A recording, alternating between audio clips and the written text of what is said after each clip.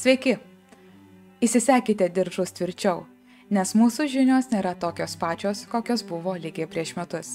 Šiandien šiame epizode kalbėsime apie šių metų didžiausios fizikos proveržius. Pirmasis iš jų – tamsioji energija. Tamsioji energija yra viena didžiausių paslapčių fizikoje.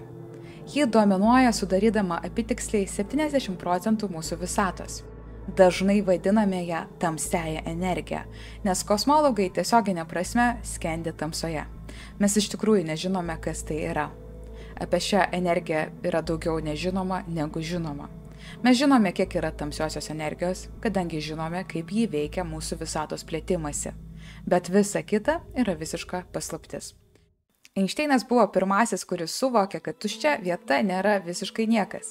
Tuščia kosmoso erdvė pasižymi įspūdingomis savybėmis.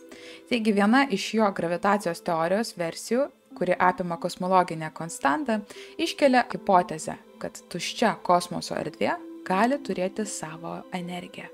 Ir prieš maždaug 100 metų Einšteinas pridėjo kintamąjį savo bendrosios reliatyvumo teorijos lygtyse, kuris turėjo reprezentuoti erdvėje slypinčią energiją. Jis pavadino šį kintamąjį lambda arba kosmologinę konstantą. Matote, tuo laiku, kai jis gyveno, visi manė, kad visata išlieka vienodo dydžio.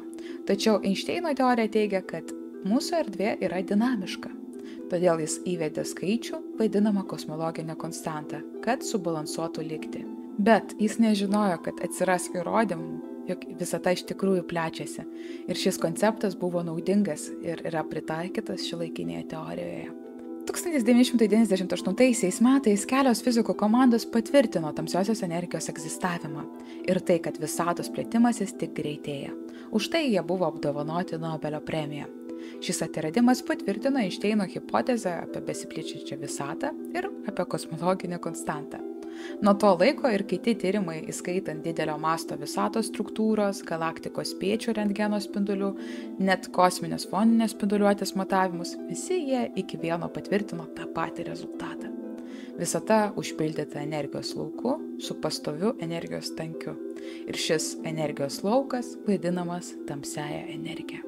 Norint suprasti kosmologinę konstantą, reikia pradėti nuo pat pradžių, tai yra nuo didžiojo sprogimo. Tai buvo pradinis energijos impulsas, kuris privertė mūsų visatą plėstis.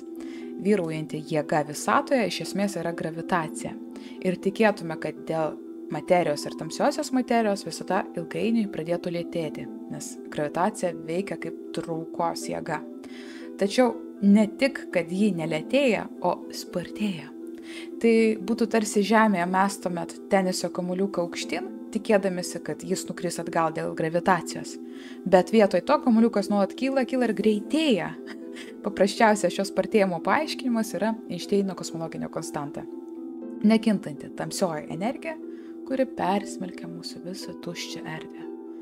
Taigi visata plečiasi ir plečiantis vis daugiau atsiranda tos tuščios erdvės tarp galaktikų, tarp spėčių, tarp planetų ir kartu ir daugiau su to atsiranda tamsiosios energijos. Ši hipotezė yra lambda CDM, tai yra dabartinio kosmologų visatos modelio pagrindas.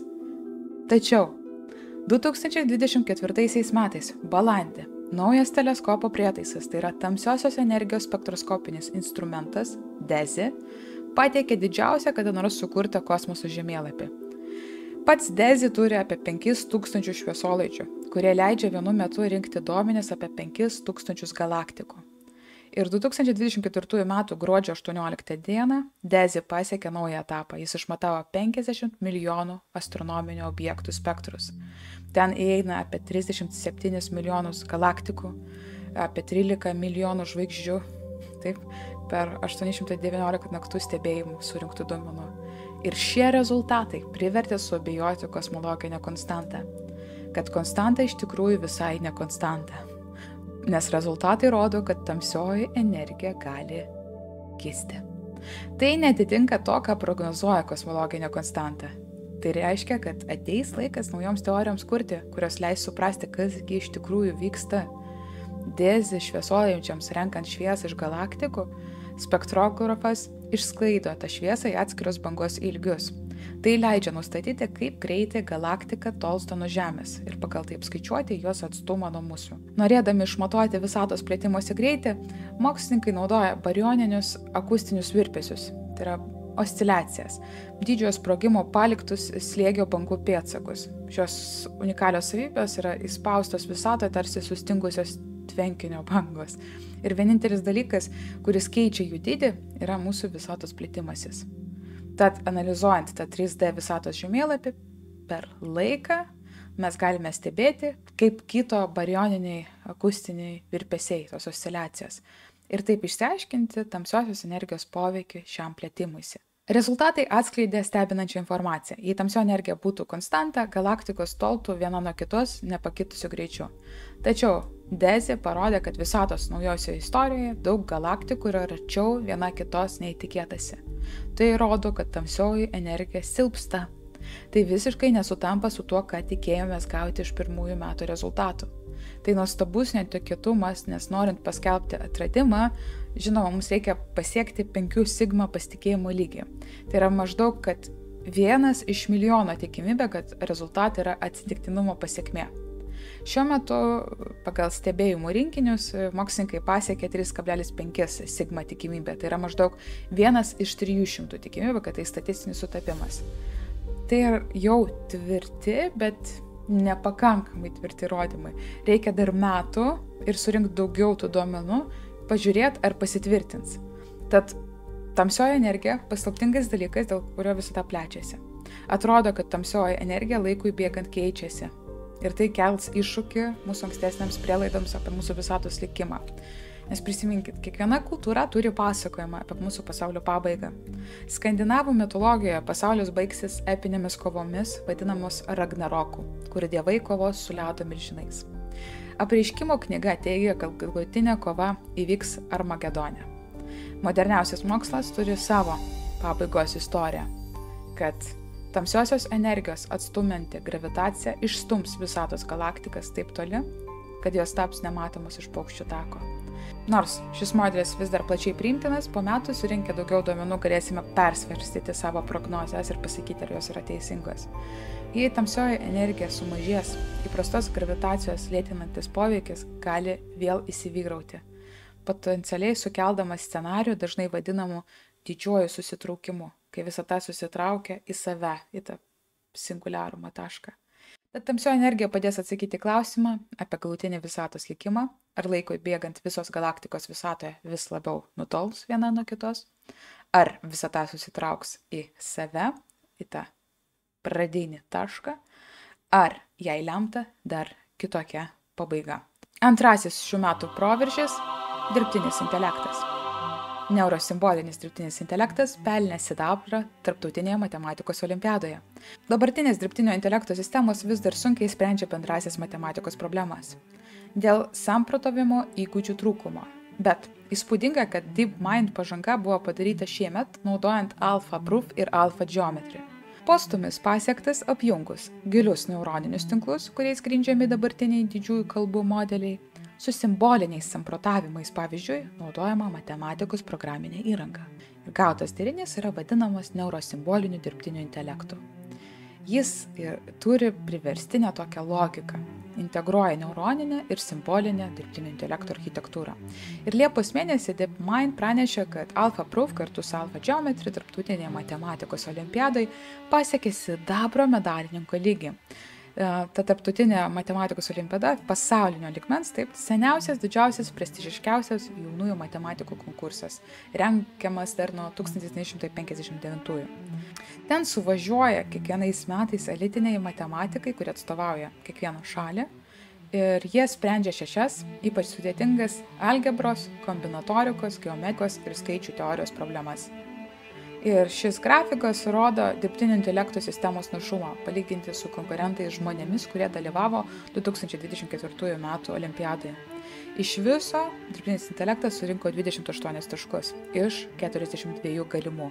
Pasiekė tą patį lygį kaip ir sidabro medalio laimėtojai varžybose.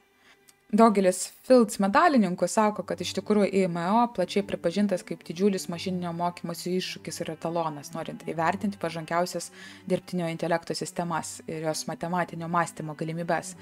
Tad tai didžiulis matematinio mąstymo proveržis ir dirbtinio intelekto modeliai jau geba spręsti sudėtingas matematikos problemas panašiai kaip matematikos doktorantai. Aišku, galime pasidžiaugti, kad būtent šis dirbtinis intelektas nėra geresnis už mūsų Paulių Aleknavičių, kuris šiemet gavo aukso medalį pasaulinėje matematikos olimpiadoje. Tad manau, pastarieji metai tikrai parodė, kad dirbtinis intelektas tobulėja. Pažiūrėsime, ką parodys kiti metai. Trečias proveržis – antimedžiaga pozitronis. CERN ir Tokijo universiteto fizikai žengė svarbų žingsnį siekdamas suprasti trumpaamžį ir sunkiai valdomą dalelę pozitronį. Šis egzotinių dalelių rinkinys yra sudarytas tik iš elektrono ir jo antidalelės pozitrono. Pozitronis yra lengviausia žinoma dalelių sistema, tačiau labai nestabili, nes medžiaga ir antimedžiaga naikina vieną kitą, išskirdamos spinduliuotės blyksnį.